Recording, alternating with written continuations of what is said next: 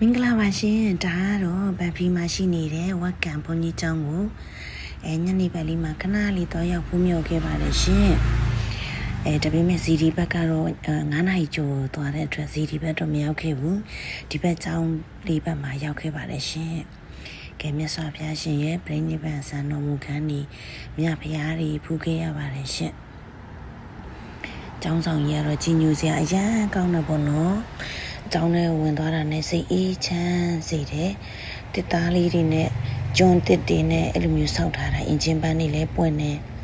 စင်တူတော်တွေလည်းအများကြီးပဲအရန်ကြီးညိုစရာကောင်းတယ်ပေါ့နော်ဒီဘက်ဘယ်ညာဘက်အချမ်းကိုဝင်သွားတာနဲ့ဒီလိုကြီးညိုစရာတွေတွေ့တယ်ပေါ့နော်နောက်မှဆိုရင်လည်းတပားကျောင်းဆောင်တွေ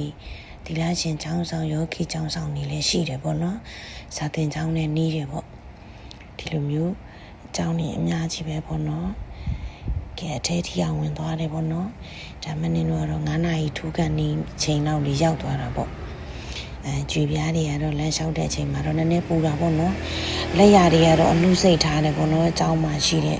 ကနုတ်ပန်းတွေတော့ကိုတော့အများကြီးတော့မပြောတတ်ဘူးပေါ့နော်ပုံဖော်ထားတာတွေအများကြီးဒီမှာပါဘုရားလည်းပူဇော်ရှိခိုးခဲ့ကြတယ်ပေါ့နော်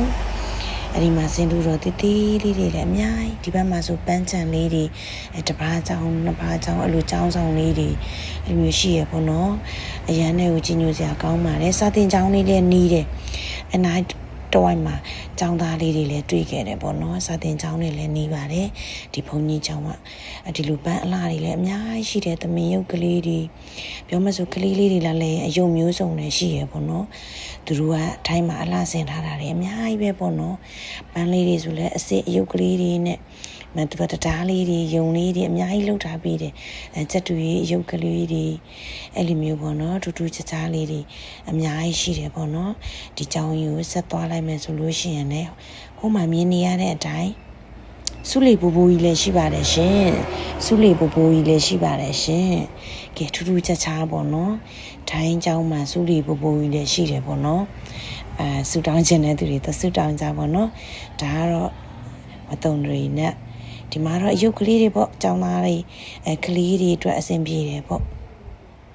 သူတို့ဆောက်ထားတာလေးတွေကတော့အရန်ကူမှအနုစိတ်တဲ့ကျွန်းသားတွေနဲ့ဒီမှာတော့ဘလူးရုပ်ကြီးတွေရန်ထားတယ်ပေါ့နော်ဖယားရှင်ရဲ့ဘယ်ဘက်ညာဘက်မှာပေါ့နော်အဆောင်လုပ်ထားတယ်ဒါတော့ကျောင်းအဝင်ဘက်မှာပေါ့ကဲမရောက်ဘူးသေးရင်တော့စမှုဘက်ကံဗန်ဖီမှာရှိတဲ့ဝက်ကန်ကျောင်းကိုလာလေပါပုံလေးတွေလည်းရိုက်လို့ရပါတယ်ရှင်9နာရီမထိုးခင်လာနော်9နာရီဆိုရင်တော့ပိတ်သွားပြီပေါ့နော်